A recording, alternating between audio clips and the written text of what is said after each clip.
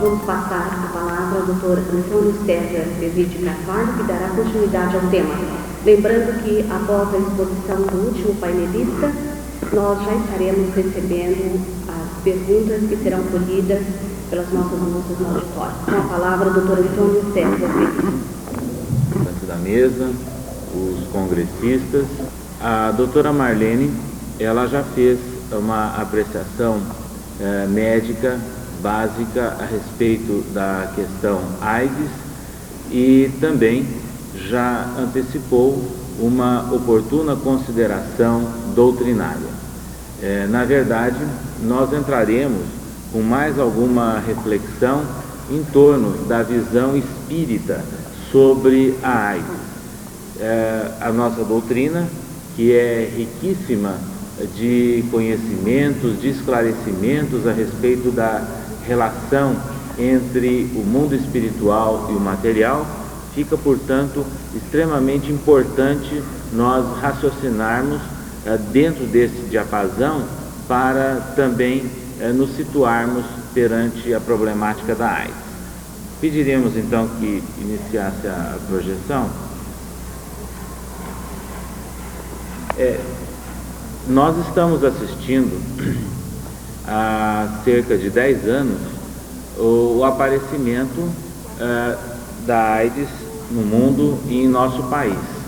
E pelas condições de um país como o nosso, é evidente que as medidas também elas se tornam lentas e complicadas, da mesma forma que a própria resposta da população ela é também dificultada. Mas nós estamos percebendo de que aquela tendência inicial, onde nós tínhamos apenas os homossexuais como grupos de risco, hoje nós já estamos presenciando os bissexuais, os heterossexuais, as mulheres e os toxicômanos. Inclusive, em várias cidades do interior do estado de São Paulo, o grupo dos toxicômanos é o que lidera a casuística de AIDS. Mais recentemente, numa publicação, numa divulgação ainda deste mês, foi informado que nós estamos na 4ª posição do mundo, com cerca de 19 mil casos registrados, e é de destacar que essa doença, essa síndrome, ela vem contagiando cada vez mais países africanos. Foi o caso da Tanzânia, que recentemente passou à frente de nosso país, que ocupava o 3º lugar. E também nós estamos com 418 mil casos registrados no mundo. Agora, para isso, o importante é destacarmos que entre 9 e 11 milhões da população, ela pode estar infectada com o vírus. Olha, nessa estimativa, aí é que reside a nossa preocupação, porque o portador do vírus não é um indivíduo que anda com uma plaquinha na testa que apresenta características da enfermidade, mas é um indivíduo que na sua aparência, ele nada sugere a presença do vírus de uma forma geral. Por isso, é extremamente oportuno nós raciocinarmos com algumas considerações feitas pela doutora Marlene a respeito do cuidado do uso do sexo e a profilaxia que deve existir com relação, por exemplo, aos tóxicos. Desta maneira, nós lembramos que existe um trabalho que vem sendo executado principalmente nos Estados Unidos, um país bastante afetado pela casuística da AIDS, um trabalho muito interessante, iniciado por uma psiquiatra suíça radicada nos Estados Unidos, doutora Elisabeth Kübler-Ross, que não só tem escrito textos e livros como AIDS, o Desafio Final, como tem efetivamente lançado mão de uma série de recursos para a criação de hospitais e centros de atendimento a portadores do vírus, aqueles que já desenvolveram a doença e especificamente as crianças que vêm sendo abandonadas por pais que não têm o senso de responsabilidade e que levaram inclusive à contaminação dos seus próprios filhos. Nessas circunstâncias, o trabalho da doutora Elisabeth Kübler-Ross, ela entra na questão da espiritualidade. Muito embora ela não seja espírita, ela registra inclusive aqueles fenômenos próximos à morte que desde Ernesto Bozano tem sido tão bem documentado dentro da doutrina espírita, até obras bem recentes, também entre os aidéticos, que naqueles instantes em que eles se encontram com maior dificuldade e que passam por situações próximas ao coma, eles começam também a ter visões e sensações de relacionamento com o mundo espiritual. Assim, a doutora Elisabeth Kübler-Ross, ela destaca a questão humana e a questão espiritual no atendimento dos indivíduos portadores do vírus e aqueles que já desenvolveram também a enfermidade. Doutora Elisabeth Kübler-Ross chama a atenção que não é apenas o tratamento médico convencional, ortodoxo, que deve ser levado a efeito no caso dos aidéticos. Ela própria já observou que eles se sentem, de certa forma, reanimados, fortalecidos, quando recebem um outro tipo de apoio, que pode ser feito por profissionais também da área da psicologia, da área da educação, mas ela destaca a participação, inclusive, de médiums, da própria medicina alternativa, nunca substituindo o tratamento médico, mas complementando ou corroborando o esforço médico para o atendimento integral do paciente. Então, é de se chamar a atenção que essa psiquiatra, ela já tem arraigado em si, na sua postura, a visão integral do homem, a visão, então, de todo o todo do ser humano. E ela mesma conclui que, da mesma forma como nós encontramos alguns exageros de criaturas que deixam o tratamento médico e que buscam só o tratamento alternativo e que às vezes inclusive se comprometem em razão disso, e ela diz que há pessoas que morrem precocemente porque desprezaram o tratamento médico, também há aqueles que morrem só porque usaram apenas o tratamento médico e não tiveram um atendimento integral, um atendimento moral, espiritual, que ajuda no restabelecimento do ânimo das pessoas. Por isso, ela dá muita importância à chamada terapia alternativa e inclusive a participação de grupos espiritualistas, especificamente de médiuns que têm sido acionados lá nos Estados Unidos.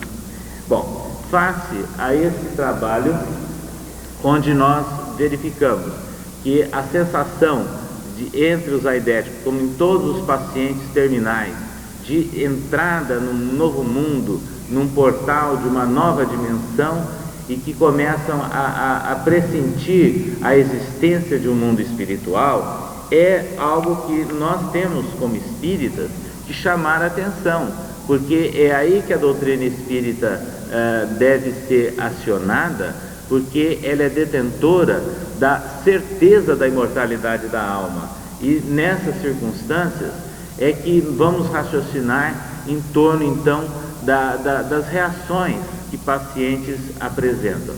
Num levantamento inclusive realizado por ex-alunos nossos aqui na capital, logo no começo do aparecimento da síndrome em nosso país, já se chamava atenção para a tendência ao suicídio, à depressão, a uma tendência de vingança, de disseminar a doença, já que ele se sentia cometido, Então é esse tipo de reação entre esses pacientes que a doutrina espírita tem uma grande contribuição a dar, porque ela nos dando a certeza da imortalidade da alma, nós temos o antídoto contra o suicídio, nós temos o antídoto contra o ódio, contra o desprezo à própria vida, e também temos grandes condições de colaborarmos com situações antidepressivas através de orientações estritamente espirituais. Há uns anos atrás, através da mediunidade de Divaldo Pereira Franco, um tio nosso desencarnado que labutou na área médica fez uma série de considerações sobre a AIDS, que ela se inscreve como um dos flagelos que o homem criou para si próprio. Então a AIDS não é, na verdade, um castigo divino. A AIDS, ela é consequência de uma barbaridade que nós perpetramos contra a própria natureza, como muitas outras estão acontecendo, e nós estamos assistindo hoje estarrecidos os comprometimentos do nível, da qualidade de vida nossa, em face do desrespeito ao próprio meio ambiente. E quando nós desrespeitamos o meio ambiente orgânico, quando nós desrespeitamos o homem na sua natureza, na sua proposta de vida como ser orgânico, nós também temos as respostas. Então a AIDS, ela se enquadra nessas circunstâncias. Por isso nós espíritas, nós temos que tomar muito cuidado para evitarmos aqueles raciocínios extremamente ingênuos, pueris, místicos, que tiram o foco da questão, que é uma questão muito humana e muito de desrespeito das condições da própria natureza, e começamos até a imaginar em explicações extremamente estapafúrdias que fogem a qualquer raciocínio científico, e não nos esqueçamos que a ciência é filha de Deus também, os cientistas são homens inspirados por Deus também, são agentes divinos, portanto a ciência não age contra o homem, a ciência colabora com o homem. Por isso nós não podemos ficar restabelecendo aqueles antigos antagonismos entre ciência e religião, porque não é essa a proposta da doutrina espírita. Então nós temos que combater em nosso meio os raciocínios místicos, precipitados, ingênuos, e lembrarmos que nós somos responsáveis pelos nossos atos. E o que acontece com relação à AIDS, evidentemente que foi uma coisa engendrada, criada pela própria postura, pelo próprio comportamento humano. Nessas circunstâncias, nessa mensagem espiritual, são explorados alguns aspectos, mostrando então a questão da indisciplina mental e de uma série de atitudes e comportamentos que nós temos, que são desgastantes não só para o nosso corpo, como também para o nosso conjunto psíquico. Ora, se nós agimos dessa forma, nós predispomos ao aparecimento de alguns distúrbios também, frutos da relação espírito-corpo, que são distúrbios psicossomáticos e que podem também aparecer como tendências a alguma enfermidade de natureza física, ou até predispô-las ao aparecimento. Nessas circunstâncias é que nós temos então que mostrar que a doutrina espírita, mais uma vez, nos chama a atenção sobre esse relacionamento.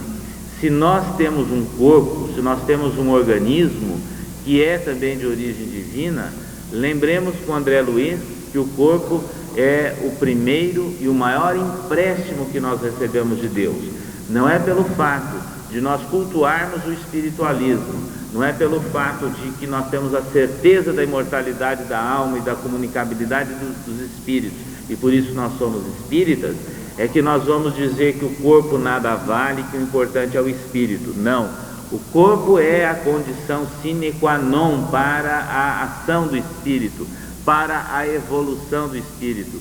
O espírito não evolui sem esse mergulho que todos nós necessitamos numa situação material através da reencarnação.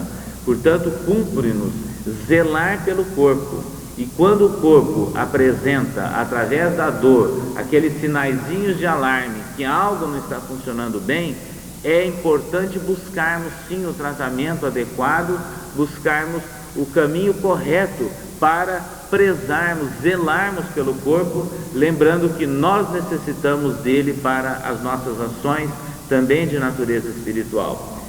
Dessa maneira, a doutrina espírita, ela tem características em detalhes, né, sobre as relações entre espírito, corpo, e Allan Kardec, ele restabelece aquela ideia já trazida por Paulo de Tarso sobre o corpo espiritual, conhecida pelos esoteristas, e que ele chama de perispírito. Então nós temos nesse elemento plástico intermediário um autêntico modelo organizador biológico, que é o perispírito, não só a chave para o entendimento das relações com o mundo espiritual através da mediunidade, mas também as explicações para a própria reencarnação, através de influxos magnéticos, é que no momento da concepção já começa a haver uma certa organização. Nós temos, portanto, um corpo que não apenas nós herdamos das trocas genéticas, né, oriundas dos nossos pais, mas também há uma certa influência de natureza espiritual, e isso André Luiz explora muito bem no capítulo Programação Reencarnatória do livro Missionários da Luz. Nessas condições, nós poderíamos didaticamente, de uma forma assim muito superficial, dizer que se no conjunto espírito-perispírito nós teríamos ali determinadas lesões, determinadas áreas de desequilíbrios criadas pelas nossas vivências, pelas nossas experiências passadas, nós temos uma certa predisposição numa reencarnação a reencarnarmos também com algumas marcas que poderão levar a um estado de doença. Não necessariamente, vai depender tudo do quadro reencarnatório, das condições espirituais daquele ser. André Luiz, inclusive, fala no livro Missionários da Luz que o indivíduo que tem predisposição para enfermidades no tubo circulatório, necessariamente não é um indivíduo fadado a morrer precocemente. Vai depender do tipo de vida dele, do tipo do seu comportamento e da sua reação frente às eventuais limitações que ocorram no seu próprio corpo. Por isso, nós não temos uma reencarnação pré-determinada. Nós espíritas não somos deterministas. Nós usamos mão do raciocínio do livre-arbítrio. Então, se nós nascemos, herdamos de nossos ascendentes determinadas tendências, é importante cuidarmos profilaticamente para evitarmos o estabelecimento daquelas enfermidades precoces em nosso corpo, e somando também ao conhecimento espiritual. Ora, esse dado é muito importante para nós quando nós lembramos e relacionamos com a questão AIDS. Então, qualquer medida profilática com relação à AIDS, segundo a mensagem espiritual, que foi uma das primeiras obtidas ainda logo no início do aparecimento da doença, ela se baseia também na conduta mental. Nós temos que nos preocupar com aquele velho conceito latino de mente sã in corpo são. Ora, mente sã in corpo são.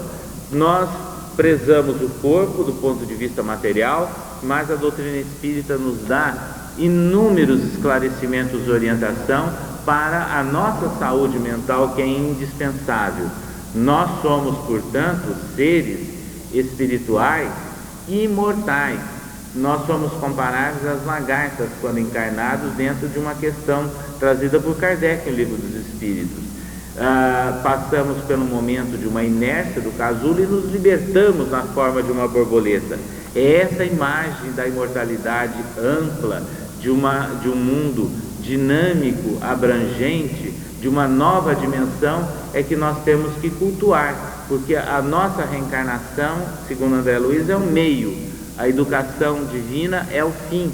Nós somos comparáveis às plantas no fenômeno do heliotropismo, ou seja, se tem um obstáculo, a planta contorna o obstáculo e busca a luz solar. Nós, seres espirituais, temos também que resolver os obstáculos, as dificuldades da vida e buscarmos a luz divina, rumando pela nossa evolução. Ora, esses conhecimentos que nós estamos aqui recordando rapidamente, elas nos chamam a atenção a respeito dessa equação que é tirada de um livro médico que aborda a origem de alguns cânceres de pele. Vamos então imaginar um indivíduo que tenha a pele muito clara e que fique suscetível aí ao trabalho do sol, exposto ao raio solar. Então, a sequência desse fato dele expor o lábio inferior constantemente ao sol é um quadro de irritação crônica para ele, vezes duração, mais uma suscetibilidade que o corpo tem, as condições celulares têm para o desenvolvimento de um câncer, leva ao aparecimento de um câncer de lábio inferior. Então isso daí é um raciocínio assim dentro da origem de um tipo de câncer. Então vamos usar esse raciocínio e lembrarmos que nós, frente à AIDS e frente a todos esses problemas, nós nos expomos também a uma irritação continuada. A doutora Marlene acabou de falar aqui da relação anal, que não é a relação sexual adequada, o uso dos tóxicos. Então, todas as vezes que nós expomos a um sangue contaminado, nós temos uma quantidade de vírus por mililitro de sangue. Essa exposição contínua é a irritação crônica, vezes duração. Nós somamos aí aquela questão da suscetibilidade, nós poderíamos dizer a suscetibilidade do nosso perispírito, do nosso conjunto espírito-perispírito, ou seja, a nossa bagagem encarnatória. Só que há um detalhe: por melhor que seja a nossa intenção de vida, por mais elevado que seja o nosso propósito agora, nós não sabemos qual é a nossa ficha reencarnatória. Nós não sabemos aí qual é o conjunto de débitos que nós temos de 2000 anos atrás ou de 500 anos atrás. As cobranças, inclusive, todo mundo sabe, dentro da lei de causa e efeito, elas não são imediatas, não é? Naquela mensagem, quando pegou fogo, por exemplo, o circo de Niterói, acho que há quase 30 anos atrás, pela mediunidade Chico, foi informado que ali estava se ressarcindo débitos da época dos circos romanos. Então nós não temos esse mapa. Cumpre-nos, portanto, lembrar que nós não podemos também facilitar e nos expor ao risco. Assim, nós espíritas, acima de tudo, não podemos atender a nenhum influxo místico e partirmos para um raciocínio, para uma postura bem racional frente à questão dos riscos, das possibilidades de doença, e é importante levarmos avante essa mensagem para evitarmos toda e qualquer possibilidade de exposição a grupos de risco. A doutrina espírita, ela é muito clara quando ela recupera a mensagem do Cristo. E o Cristo dizia aos seus discípulos: e quando entrardes em uma cidade, curai os enfermos, mas anunciai que é chegado o reino de Deus. A tarefa da doutrina espírita não é uma tarefa de ficarmos pensando apenas em curas e exaltando até as curas espirituais, utilizando-se de uma série de recursos. Não, este é um dos processos, é um dos métodos, mas o mais importante é a mensagem espírita, é o anúncio do reino de Deus, feito com essa ótica ampliada, trazida pela doutrina espírita. Assim, no relacionamento com os portadores de vírus e aqueles que já desenvolveram a síndrome, nada mais importante do que levarmos o chamado tratamento alternativo, somando aos procedimentos médicos, levarmos também o apoio mediúnico até, mas levarmos a mensagem imortalista, levarmos o recado da imortalidade da alma. E com relação à preocupação maior nossa, é a profilaxia, é evitarmos a exposição ao risco. E assim lembramos de Emmanuel, por intermédio de Chico Xavier: a vida sexual de cada criatura é terreno sagrado. Agora, todas essas questões de abstinência, vida afetiva, constituição de família, vida celibatária, divórcio, todas as questões do campo do amor são problemas pertinentes à responsabilidade de cada um. Nós não vamos partir com bandeiras cerceadoras ou moralistas, mas temos que partir com bandeiras esclarecedoras, chamando a todos para que assumam as suas próprias responsabilidades perante a vida e perante a própria imortalidade. Como meios de profilaxia, nós corroboramos o pensamento aqui da doutora Marlene, que é o fortalecimento da família. Nós não vemos outro caminho. Todas as ações que nós fazemos no Centro Espírita de esclarecimento são indispensáveis, mas a Casa Espírita tem que bater firme na questão da família, porque se há desajustes e eles levam a toxicomanias e eles predispõem inclusive ao homossexualismo, é através do fortalecimento e da integração da família é que nós encontraremos também excelentes meios de profilaxia. É por isso que hoje, na União das Sociedades Espíritas do Estado de São Paulo, a USE, que nós presidimos, nós já iniciamos, desde a época do aparecimento da síndrome, campanhas de esclarecimento junto às sociedades espíritas para que lutem contra o preconceito, mas que, acima de tudo, levem o atendimento, o envolvimento fraternal àqueles que são portadores do vírus ou que já desenvolveram a síndrome e que também trabalhem firmemente naquilo que nós chamamos de profilaxia.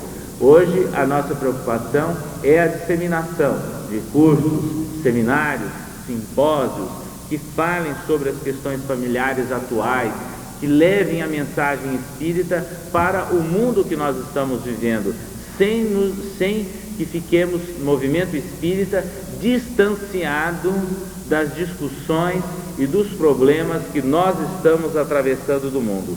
Por isso, para nós, e já estão surgindo várias entidades espíritas que funcionam atrelados como sociedades próximas aos grupos de saúde e integrados a essa ação, é extremamente importante que isso se difunda cada vez mais para que as sociedades espíritas cumpram com a sua tarefa também junto à comunidade, esclarecendo, evitando a disseminação de mais problemas para a nossa população, mas levando também aquele recado maior da doutrina espírita, que é o recado da certeza da imortalidade da alma.